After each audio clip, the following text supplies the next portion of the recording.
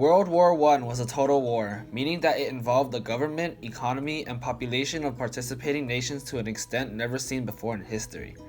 In total war, the entire nation was called into service, rather than just its military. Britain initiated total war from the outset.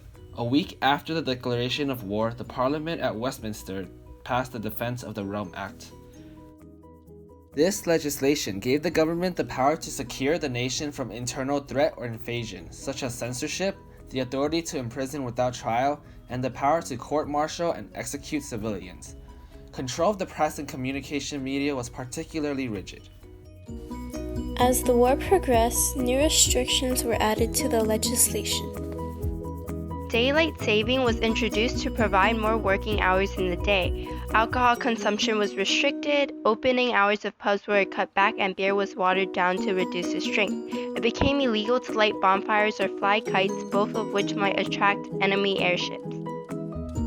At the start of the war, Britain's navy formed a blockade at the North Sea to keep ships from transporting items in and out of Germany. International law allowed wartime blockades to confiscate contraband or military supplies and materials, but could not take away items such as food and clothing. Despite the law, Britain stopped both types of goods from reaching Germany, which made it harder for Germany and Austria to feed their troops. Germany, in retaliation, used U-boats to create its own blockade. They declared that it would sink all ships carrying goods to Britain. May 1915, a German submarine torpedoed the British liner Lusitania off the coast of Ireland. Almost 1,200 passengers, including 128 Americans, were killed. Germany justified the attack by arguing that the ship was carrying weapons, but agreed to stop unrestricted submarine warfare in response to the anger of American President Woodrow Wilson. In order to control public opinion, the country's special board censored the press. The government prevented news from reaching the public by restricting popular literature, historical writings, motion pictures, and the arts. This was called the Propaganda War.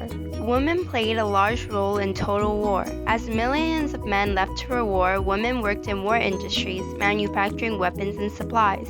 When Britain was threatened by food shortages, women stepped up to the fields to grow the nation's food. Women also served as nurses for the men on the battlefield.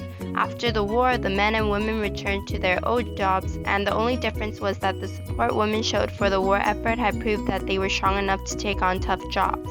This resulted in the government granting women jobs they have never allowed to do before and the right of women's suffrage. In Germany, Walter Rathenau was put in charge of the War Raw Materials Department. As Germany started to suffer shortages caused by an Allied naval blockage, Rathenau's skillful coordination of available raw materials and synthetic substitutes allowed industrial production to continue. But after 2 years, these resources were severely depleted, and by 1916, production levels were falling. The Supreme War Office was formed to control and coordinate all aspects of wartime production, labor, industry, and transport. The Auxiliary Service Law, passed in late 1916, gave the government the power to employ and relocate any adult males it needed to meet its labor needs. The French economy also mobilized to meet the nation's war needs, though this was achieved with less government intervention than in Germany and Britain. France's war production was left largely to groups of privately owned companies, each responsible for a particular military necessity. World War I was a total war as civilian societies, economies, and labor were all seconded to the war effort. Britain's Defence of the Realm Act gave its leaders extensive power to reduce threats and harness the economy. Critical shortage of artillery shells in 1915 led to a change in government and new measures to increase production.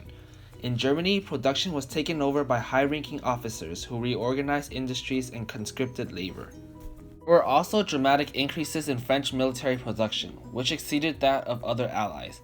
Unlike in Britain, production was largely left to private companies working to fulfill government contracts.